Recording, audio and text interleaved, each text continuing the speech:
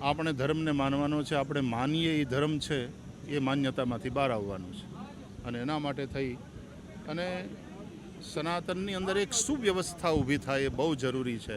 નહીં તો જો કોઈ એક રાજા ન હોય, કોઈ એક પૂછવાવાળો ન હોય, કોઈ એકના પ્રત્યે તમારી જવાબદારી અને નિષ્ઠા ન હોય તો તમે વિખેરાઈ જાઓ અને તમે કોઈ પણ યુદ્ધ લડી ન શકો. એક સેનાપતિનો અવાજ હોવો જોઈએ. આપણા સનાતનના તો એવા સેનાપતિ અથવા સર્વશ્રેષ્ઠ પીઠ એ શંકરાચાર્ય છે.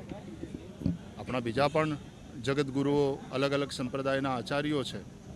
એ બધાના માર્ગદર્શનમાં સનાતનની સંવાદિતા ટકી રહે અને સનાતન દ્વારા સનાતનીઓની સુરક્ષા મજબૂત રહે.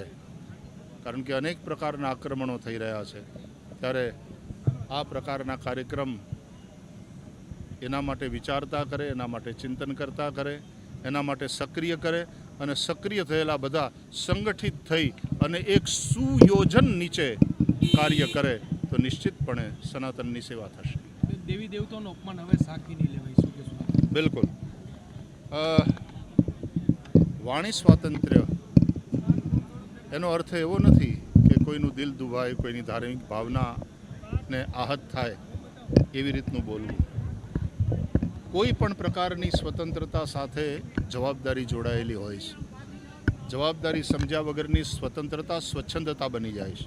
પછી એ કળાનું ક્ષેત્ર હોય કે સાહિત્યનું ક્ષેત્ર હોય કે કોઈ પણ ક્ષેત્ર હોય, આપણે આપણા દેવી દેવતાઓ જે આપણા પૂજનીય છે, આપણા આરાધ્ય છે, એની ગરિમા, એનું ગૌરવ ટકી રહે એ પ્રકારે તે બોલાવવું જોઈએ.